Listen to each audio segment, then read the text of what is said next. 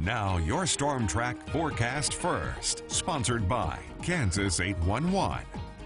Well, after a rather chilly start with the wind, even a few snow showers moved through the area in the middle of the day. We've been able to clear back out and warm into the low to mid 50s this afternoon. Wind will start to die down a little bit. That's good news, bad news. Obviously, it's good that we don't have the wind around through the evening hours late, but a freeze possible in the morning as temperatures dip into the upper 20s and low 30s. Along the cold air sticks around coming up. Now on 27 News.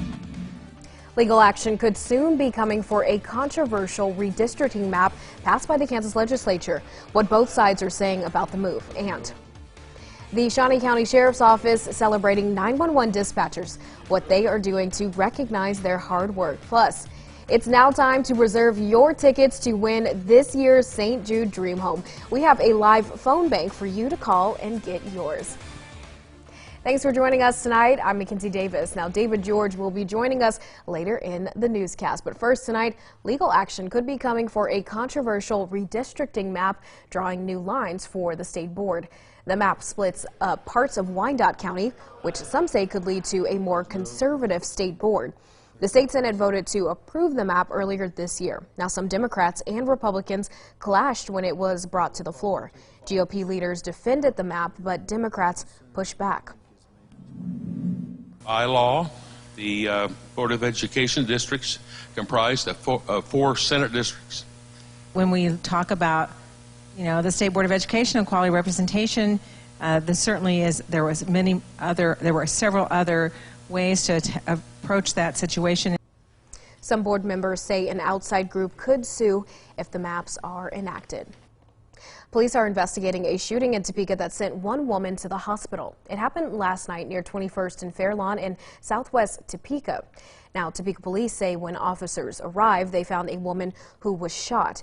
Her injuries were not life-threatening. Now, if you have any information, you are asked to call police or Crime Stoppers. That number is right here on your screen now. After a chilly day with a northwest wind and overall a lot of cloud cover to start out the day, things cleared out. We've been able to moderate a little bit.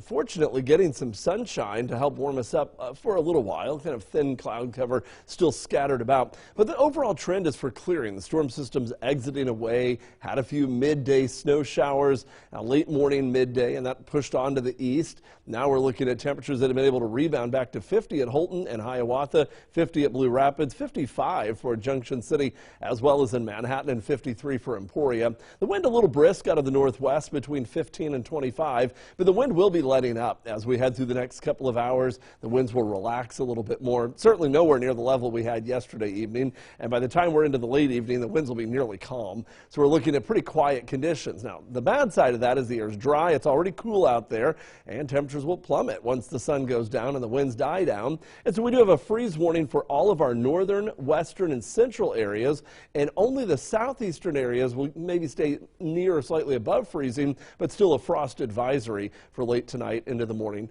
for those southeastern areas. Again, a clear night ahead of us, and that'll give way to sunshine tomorrow. How much we rebound, still to come. Tickets are now on sale for a chance to win the 5th annual Topeka St. Jude Dream Home. And we have a phone bank set up for you to make sure you have a chance to win the home. And that's where we find my co-anchor, David George. So, David, the phone bank has been happening all day. How are things going? It's going very well, by the way. Mackenzie, it all started off this morning, but it actually started way before that. As we always cover with 27 News, the groundbreaking, then the foundation and framing, then the outside, then the inside, and now it's time to sell tickets. And you can reserve yours just like many folks have already done. In fact, since we began on 27 News this morning through about 2 p.m., already 1,000 tickets, and now we're trying to approach 1,100 of the 7,000 that are available. So you want to make sure to get yours very early. We've had the number posted on the screen all day. It's right there at the bottom, 800-846-2640. And again, the sooner you buy your ticket or reserve it at least, the better your odds of winning the prizes that we have along the way. Not just the home, but there are several giveaways between now and that final home drawing that takes place in June live on 27 News. So again, it helps families. There's never a cost to pay. That is the critical part here. So you're reserving your ticket for a chance to win the prizes or the home, but also it helps those families that never pay a dime for all the treatment they receive, the housing, the food, and everything. In fact, a lot of the childhood cancer cases have rapidly improved since this all began some 60 years ago, thanks to generosity like yourself. It's gone from 20% survival rate to 80%. That's how good everything is going right now. But we're trying to nudge that up to at least 90%, but we need your help. So reserve your ticket. The number again, 800-846-2640, and we'll talk many other times between now and the bottom of the hour. All right. Well, thank you, David. Well, we'll check back in again with you later, as you just mentioned. So here are some details about the home. It's estimated at a value of $500,000, and it is built by Drippé Homes. It features 4 bedrooms, 3 bathrooms, and is an estimated 2,800 square feet in size. Now, of course, we want to give you a look at what your ticket could actually win you. So 27 News reporter Kelly Peltier joins us live from this year's dream home to show us around. Hey, Kelly. Hello, Mackenzie. Yes, well, you just described this house very beautifully. Now, as you can see, there's still a lot of progress that needs to be done for it to get there and for one lucky family to move in. But I'll give you a little bit of a progress update here. I'll show you around. This right now is the kitchen, or soon-to-be kitchen, for that one lucky family. You're seeing where the appliances are going to go. There's still some paint to be done. This is the counter that you're seeing here. I'm just really envisioning so many amazing meals and conversations being made around. But as you know, that person who is going to win this lucky raffle giveaway, they'll be able to call this place their home, but they'll also be able to feel really good about the impact that they're making on one family's lives, on many families' lives, including this next family that I talked to. They're from Augusta, Kansas. You're seeing video of little Jessie. She's 3 years old, or JJ as her parents like to call her. She was diagnosed with hepatoblastoma in 2020. It's a rare cancer that forms in the liver. Her best chance at survival was getting treatment at St. Jude in Memphis, and her parents say she was scared of treatments at first, but her team of doctors quickly became like family. And now every time we see her, Jessie's giving her a hug. So they're just very patient, and they take the time to get to know the child and to kind of meet their needs to help them in the best way that they can. Her mom, Annie, says she loves her team so much that she even calls one of them her aunt. Now, tonight, Jessie is doing really well, her parents say. She does go back every couple of months for treatments, just for checkups, but she is cancer-free tonight. Reporting live in Shawnee County, working for you, Kelly Peltier, 27 News. All right, thank you, Kelly, so much for that update. Great to always hear from actually one of the kids and one of the families that were impacted by this amazing mission. Thank you.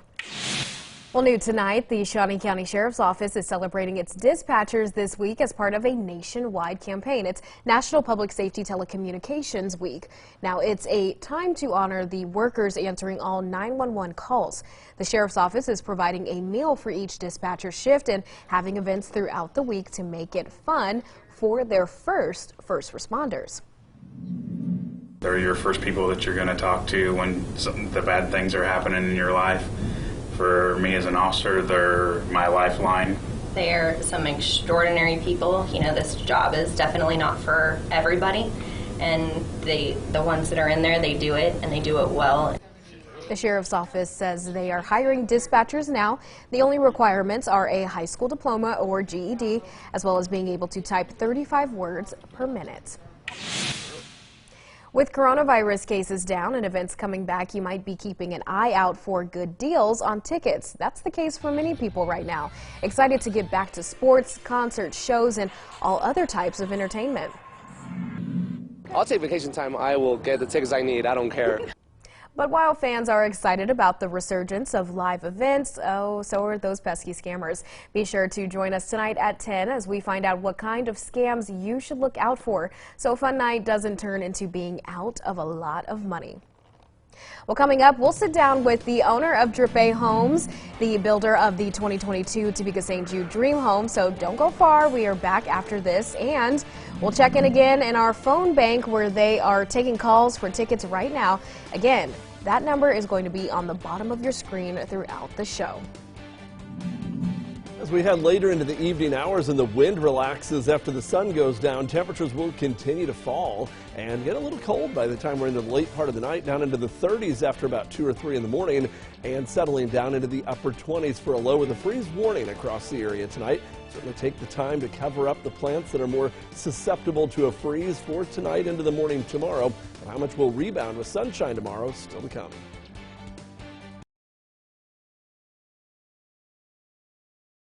We also have a live team coverage taking place. In fact, Fox 43 News reporter Kelly Peltier is live in North Shawnee County at this year's St. Jude Dream Home. But first, Chief Meteorologist Matt Miller, well, he's helping in our call center. So, Matt, the phone bank's been taking calls all day, but how do we stand right now? Well, you know, we've seen the number climbing all throughout the day, and it's certainly good news that we're able to tell you we've already sold more than 1,350 of those tickets. Of the Winter Games.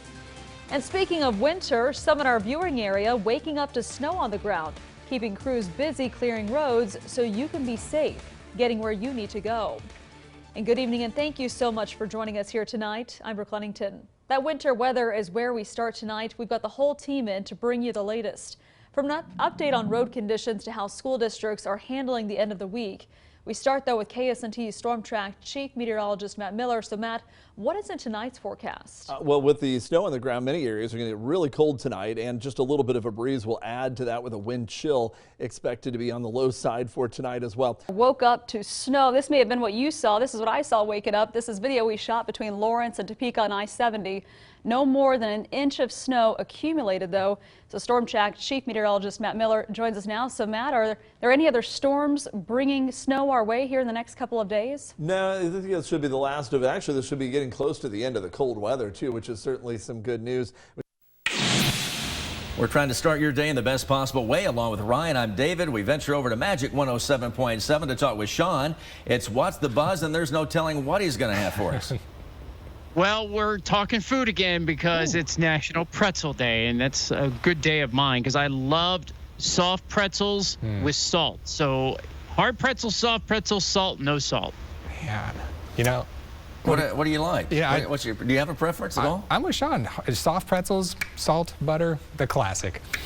Oh, yeah. I'm probably more of the hard pretzel guy, actually. I don't really come across soft pretzels very often, and when I do, they don't just draw me in like they probably should. Really? Because I mean, it's bread essentially, and fresh bread's always a good thing. Yeah. But yeah, I snack on the hard pretzels more than certainly soft. I'm telling you, when you go to these baseball games and hockey games and football games, a soft pretzel with an adult beverage beer, always great, amazing. It's his go-to. Sean, do you dip your pretzel in your adult beverage, or is that a no? Yeah, well, I'm hoping soon that will be the case. There you go. All right, sir. Thank you so much. Right. Make it a good day. And there you go, National Pretzel Day, so celebrate in some fashion. Might as well, right? And it's warm. Yeah, another reason to celebrate. Yeah, might have to have AC. Yeah, there you go. No kidding. AC across the board. Turning to the nation's capital right now, where the House January 6th committee held a last-minute hearing today and then unveiled new information about what happened on January 6th and also the previous day. 27 News Washington correspondent Basil John joins us live now with the latest details from today's hearing. Good evening, Basil. Well, David McKenzie, good evening. And yes, today's hearing consisted of testimony from a senior aide of the former Chief of Staff, Mark Meadows, where she described her experience as nothing but disappointment. I'm the effing president. Take me up to the Capitol now. Tuesday, Cassidy tweeted that former Vice President Mike Pence didn't have the courage to do what should have been done. It was unpatriotic. It was un-American. We were watching the Capitol building get defaced over a lie. Now, Hutchinson also said that Meadows did seek a pardon from the former president. Reporting live in Washington, I'm Basil John. All right, Basil, thank you so much for that live update and have a great evening. Fighting on the road to the championship, and that's where we start tonight. Now, we are just a few hours away from the last game of the year for KU basketball. Good evening and thanks for joining us. I'm Mackenzie Davis. And I'm Lainey Gerber. The Jayhawks play North Carolina for a national title tonight in New Orleans, so you've got a team all over tonight to bring you the coverage. Ryan Matouche is in Lawrence at Allen Fieldhouse, where people are packing the stadium, while Matthew Johnstone will break down how law enforcement is preparing tonight. But first, first, 27 sports anchor Glenn Kinley joins us live. So Glenn, Allen Fieldhouse holds 16,300 Jayhawk fans. How many do you think will be in the Superdome tonight? Mackenzie, good question, and hello from New Orleans. Caesars Superdome holds 75,000 fans. You figure maybe. Now on 27 News. Good evening, and thanks for sharing your time and joining us tonight. I'm David George. Well, the tropical weather continues as we head toward midweek, and we need to see if there's a rain chance that could provide some relief. So let's send it now to 27 News Storm Track Chief Meteorologist Matt Miller. The rain chance is there, but it is a small chance. And as far as relief, oh, no. Yeah, I don't know that, wouldn't bank on it. Let's just say it that way. It's looking limited. Well, we have an underdog story with a surprise ending. Coming up, Ryan and I chat about a sprinter that joined a high school track meet right in the middle of a relay race.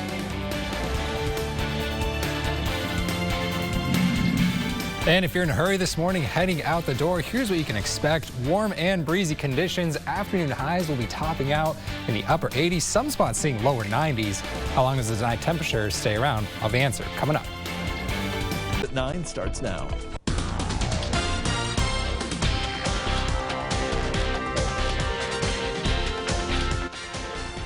Good evening, and thanks for joining us for Fox 43 News at 9. I'm Mackenzie Davis. And I'm Lainey Gerber. The NCAA basketball tournament has tipped off. KU taking on the Tar Heels right now. Now, many of us were not the lucky ones to go out to New Orleans and watch the team, but their home court is packed tonight. So Ryan Matouche joins us live from Allen Fieldhouse now. So Ryan, how's it going out there? Mackenzie, Lainey, it is electric out here. Well, Mackenzie, a win will make this Coach Self's second national title, becoming just the 16th coach in NCAA D1 history to win multiple national championships. Oh, yeah, I agree. I think his dad will be proud, absolutely, no matter what the outcome is. Well, thank you, Lainey, for joining us tonight. Well, a local man. I believe we have a clear shot of that funnel. Yeah, this is from Eddie. Right here, there's the funnel coming down there, and I don't know, Eddie, if he's still on the line with me or not, but Eddie, if you are, I'm curious to see if you can see. I can't. But we are approaching Manhattan from the east, and here's a look at what we are seeing from our dash cam right here. As you can tell, these skies are quickly getting darker, and we don't have the best vantage point to get any significant information on any lowerings or anything like that. But we've been seeing lots of lightning move through the area, so the thunderstorms are definitely intensifying, and I'm assuming trying to get their act together. We just don't personally have the best vantage point from here, but we will be sure to continue heading west towards these storms. The tentative plan right now is to let them pass towards our north so we can get on the backside of that tornado-warned storm safely. Yeah, that's it for now. Matt, sending it back to you. All right, Ryan, if you can still hear me, what I would suggest on this one is continue westward to about maybe just a little bit west of Junction City or perhaps to Chapman. And if you can get there in time and let it kind of pass to your west at that point. We've got other teams already on the storm in southern Dickinson County, and we'll continue to check in with them. Teams number 2, 3, and 5 are out today as well. So thanks, Ryan, for that report. Let's go back to Good afternoon, Northeast Kansas. You're watching Fox 43 at 4 with David George. Good afternoon and welcome to the program. I'm David, and it's great to be back. Here's some of what you'll see this afternoon. Dane Crow continues his Performing Arts Center tour, and this time he's strolling along the catwalk. Before we flip off the lights, we've got a couple of things to share. First up, Harvesters is holding its monthly food distribution. Now, this is going to be in conjunction with Randall Ministries, and we'll have all the big news you need about your favorite actors and entertainers. Thanks for watching. Have a great night, and I'll see you early tomorrow morning for KSNT News.